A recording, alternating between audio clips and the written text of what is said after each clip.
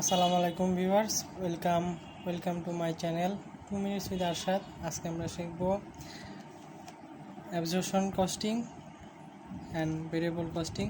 তো ভেরিয়েবল কস্টিংকে হচ্ছে আরেকটা নামে ডাকা যায়, সেটা হচ্ছে ডাইরেক্ট কস্টিং। সো আমরা শিখব হচ্ছে আজকে অ্যাবজর্পশন কস্টিং এবং ডাইরেক্ট কস্টিং।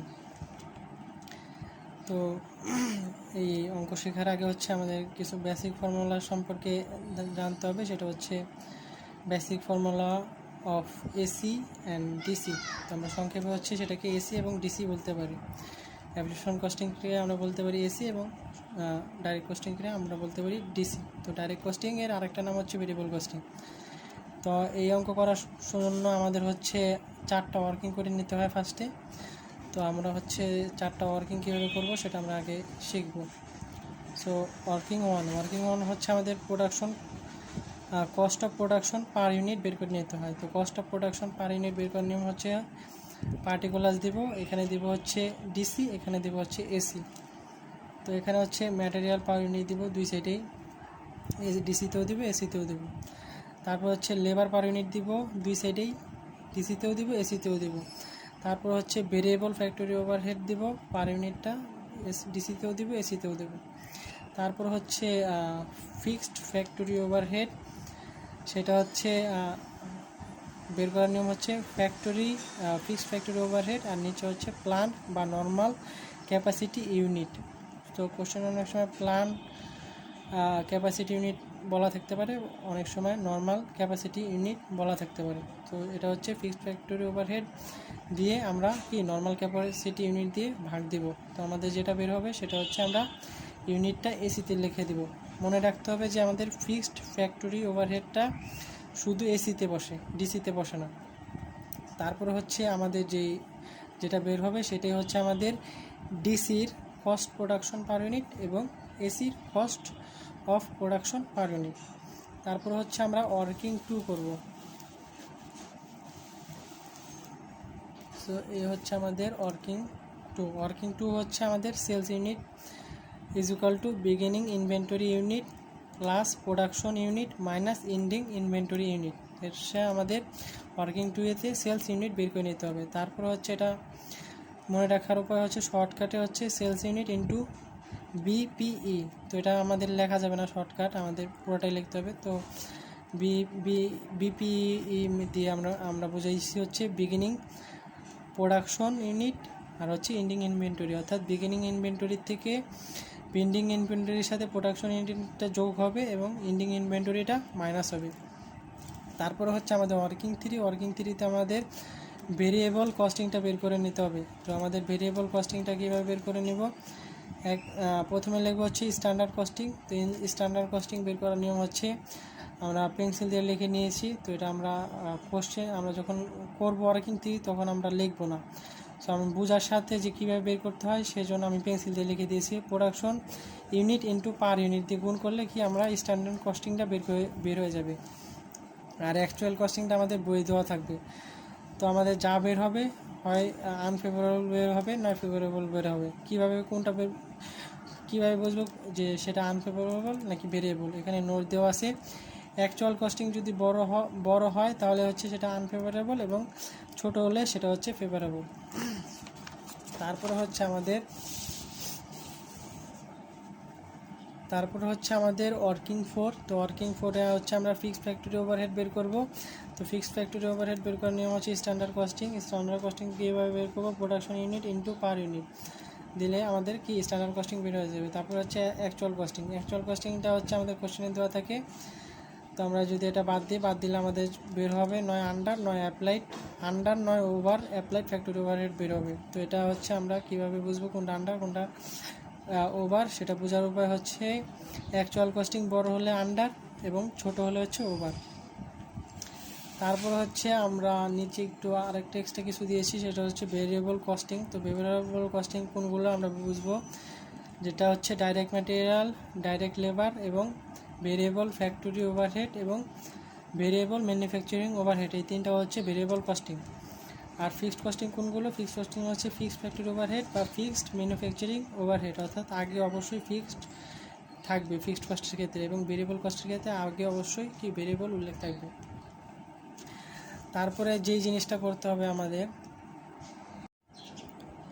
সো আমরা 4টা ওয়ার্কিং করার পরে আমরা যে প্যাটার্নটা ফলো করব সেটা হচ্ছে আমরা মূল অঙ্কেতে যাব। তো মূল অঙ্কের প্যাটার্নটা হচ্ছে এরকম, এক্স কোম্পানি, অর্থাৎ একটা কোম্পানির নাম দেওয়া থাকবে, প্রথমে কোম্পানির নাম, তারপরে ইনকাম স্টেটমেন্ট দেব, তারপরে আন্ডার ডাইরেক্ট কস্টিং বা ব্র্যাকেটে আমরা ডাইরেক্ট কস্টিং লিখে দেব, তারপরে হচ্ছে ফর দ্য ইয়ার এন্ডিং দেব, তারপরে হচ্ছে আমরা পার্টিকুলার্স টাকা টাকা এভাবে দেব।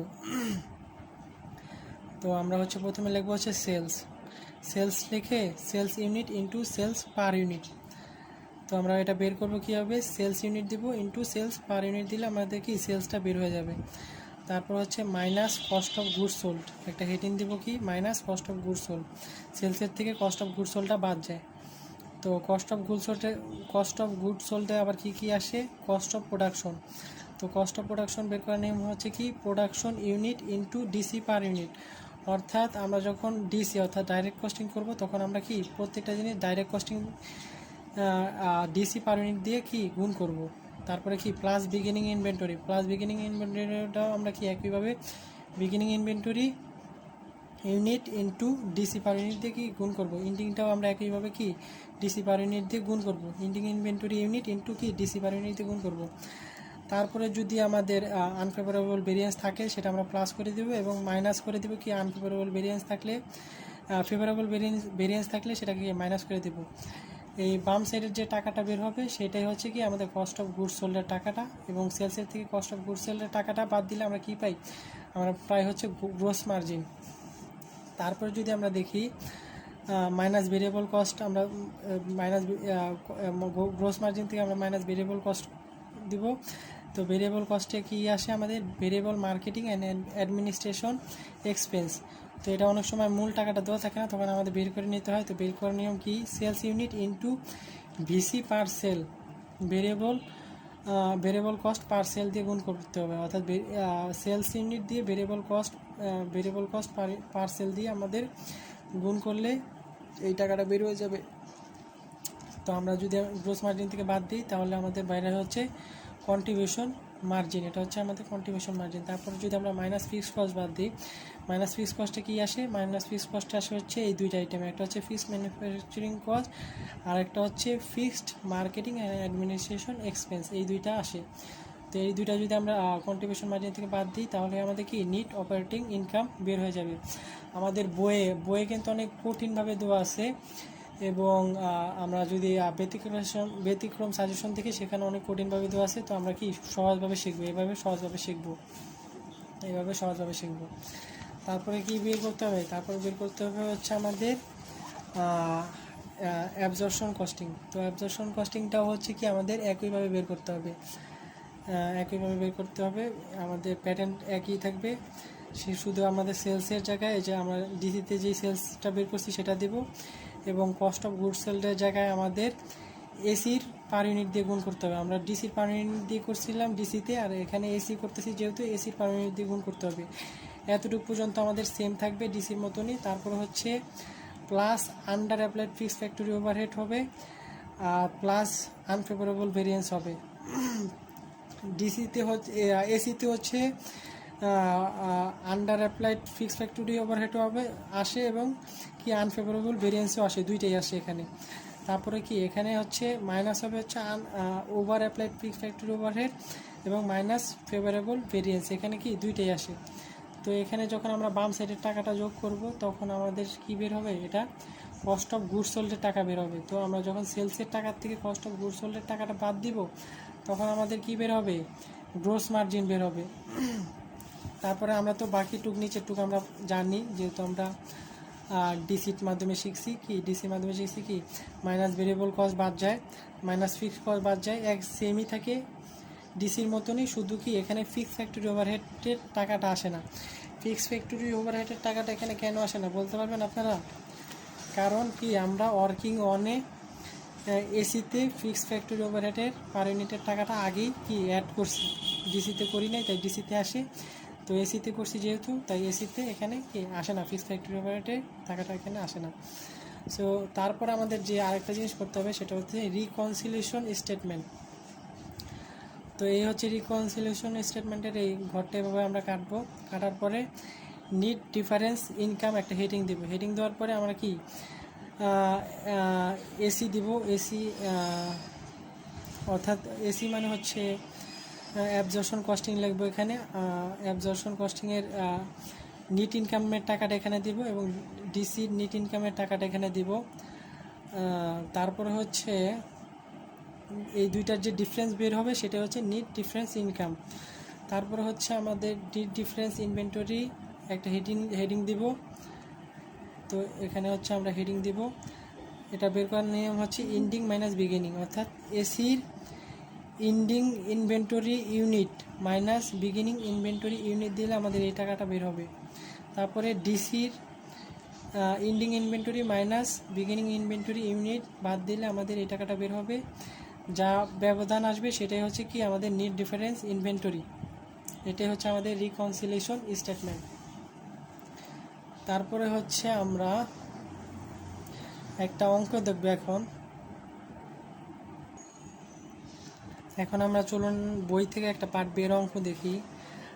যেহেতু এটা আমরা ফার্স্ট ক্লাস, আমরা জানি যে ফার্স্ট ক্লাস আমরা বেসিক সূত্র আলোচনা করি এবং আমরা হচ্ছে সহজ অঙ্ক দিয়ে শুরু করি আপনাদের বোঝার সাথে। সো আমরা পার্ট বের অঙ্ক একটা সহজ অঙ্ক দিয়ে শুরু করছি।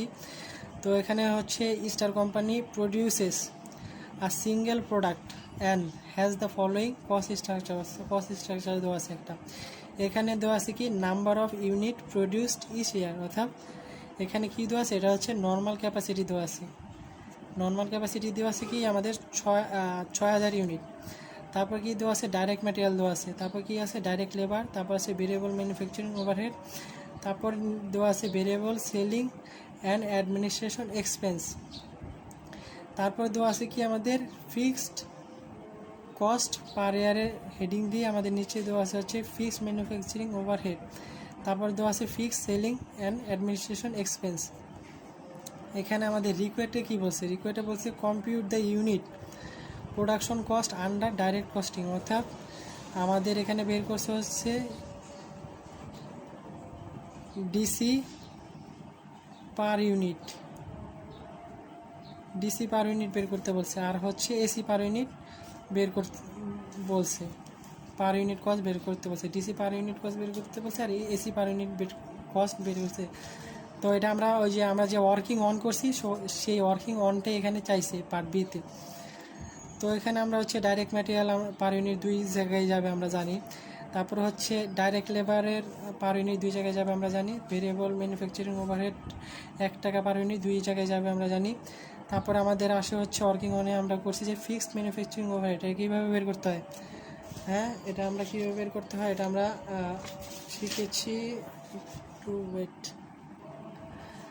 আমরা যে ওয়ার্কিং ওয়ান করছিলাম সেই ওয়ার্কিং ওয়ানই এখানে চাইছে। ফিক্সড ফ্যাক্টরি ওভারহেড বের করার নাম হচ্ছে কি ফিক্সড ফ্যাক্টরি ওভারহেড, নিচে হচ্ছে নর্মাল ক্যাপাসিটি দিয়ে ভাগ। তো এখানে তাই করছে, এখানে ফিক্সড ফ্যাক্টরি ওভারহেডের টাকা দিছে। তো ফিক্সড ফ্যাক্টরি ওভারহেডের টাকা 30,000, নর্মাল ক্যাপাসিটি ছিল 6000, ভাগ দিলে আমাদের যে এটা বের হবে সেটা হচ্ছে শুধুমাত্র এসিতে যাবে, শুধুমাত্র এসিতে গেছে। তো যেই টাকাটা বের হবে সেটাই হচ্ছে কি আমাদের এসির cost of production per unit এবং ডিসির cost of production per unit. So এটাই হচ্ছে আমাদের পার্ট বি এর একটা অঙ্ক। তো ভিডিওটা অনেক বড় হয়ে যায়। তো আজ এই পর্যন্তই viewers. Thank you viewers, thank you so much for joining us. আল্লাহ হাফেজ।